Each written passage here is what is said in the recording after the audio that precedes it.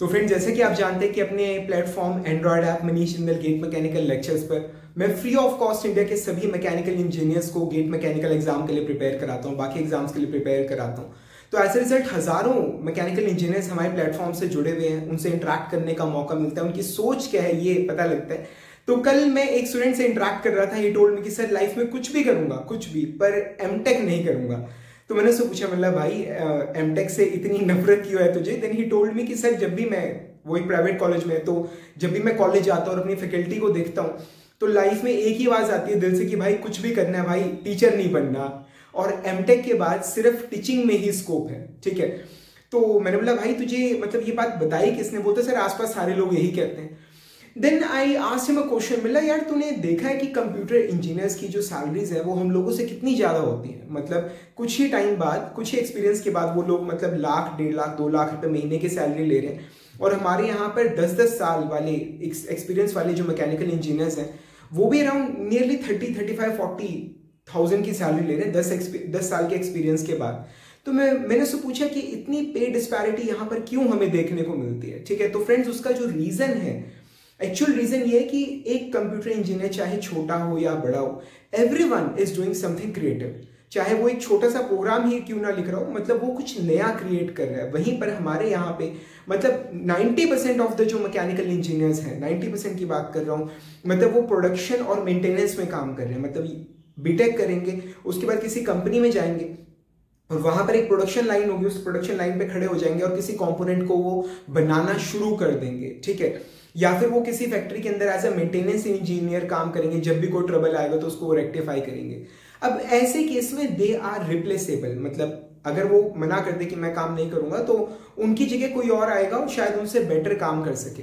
पर जो क्रिएटिविटी है, जो आप अपने मतलब आप कुछ जब नया क्रिएट करते हो, जो क्रिएटिविटी है वो हर इंसान की अलग होती है। मतलब आपकी क्रिएटिविटी माइंड की अलग है, मेरी अलग है। हर इंसान की क्रिएटिविटी, सोचने का जो ढंग है, जो चीजों को देखने का नजरिया है वो अलग होता है। So it can't be replace, मतलब जो काम एक पर्सन कर सकता है वो दूसरा नहीं कर सकता, और जो दूसरा कर सकता है वो पहले नहीं कर सकता।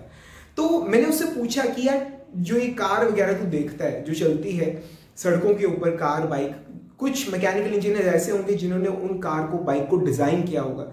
Then do you really feel कि क्या उनकी भी सैलरीज ऐसी 10-15-20 हजार या 50,000 होती होगी? बोलता नहीं सर, उनकी सैलरीज तो मतलब लाखों में होती होगी, ये कंफर्म है। ठीक है, तो मैंने बोला कि क्या उन बाइक्स को, कार को डिजाइन कर सकते हो? तो आंसर इज नो, मतलब बीटेक करने के बाद आप नहीं कर सकते।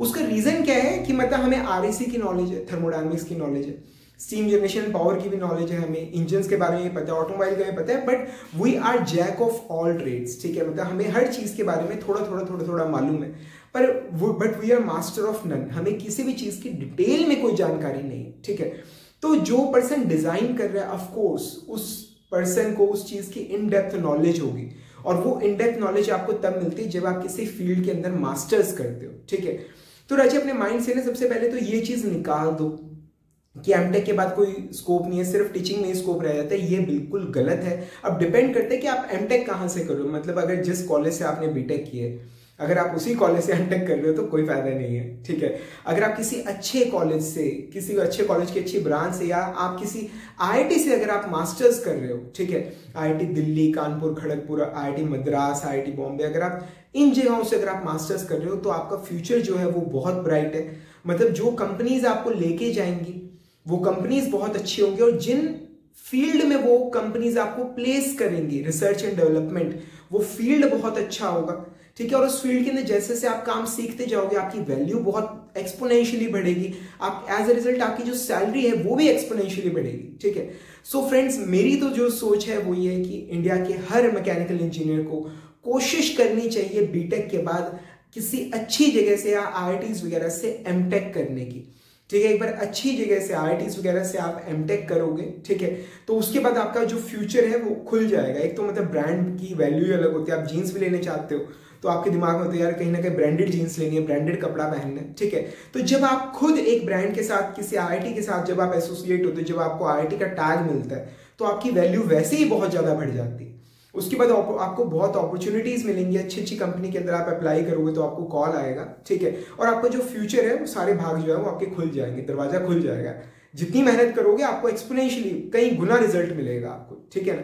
तो अपने माइंड से निकाल दो भाई कि एमटेक नहीं करनी, उल्टा ये सोचो कि अगर फ्यूचर ब्राइट बनाना है तो एमटेक तो करनी ही है, दूसरा कोई ऑप्शन है ही नहीं, ठीक है ना।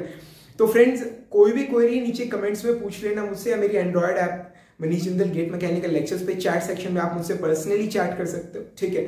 और मैं फ्री क्लासेस रन करता हूँ, मतलब 99 रुपी पर मंथ फीस है, 1200 रुपीज पर ईयर फीस है, या 1800 rupees for 2 year 75 rupee per month हो गया, या 2100 रुपी फॉर 3 ईयर मतलब 60 रुपी पर मंथ हो गया। फ्री क्लासेस मैं आप लोगों के लिए रन करता हूँ, इसमें पूरा मैकेनिकल, पूरा मैथ्स, इंग्लिश सब कुछ हम आपको पढ़ाएंगे। और मतलब फैकल्टी, मतलब मेजर पार्ट में खुद हैंडल करता हूँ। मैं IES 2012 बैच से हूँ और IIT दिल्ली से मैंने डिजाइन इंजीनियरिंग किया है। So you don't need to worry about the quality जो हम आप लोगों को ऑफर करते हैं। It is simply one of the best in this complete universe, कह रहा हूँ universe, not in India, complete universe, ठीक है ना। तो जल्दी मिलेंगे अगले वीडियो के अंदर। आपकी कोई भी क्वेरी होगी मैं उसे हैंडल करूंगा। तब तक के लिए thank you much and wish you all the best.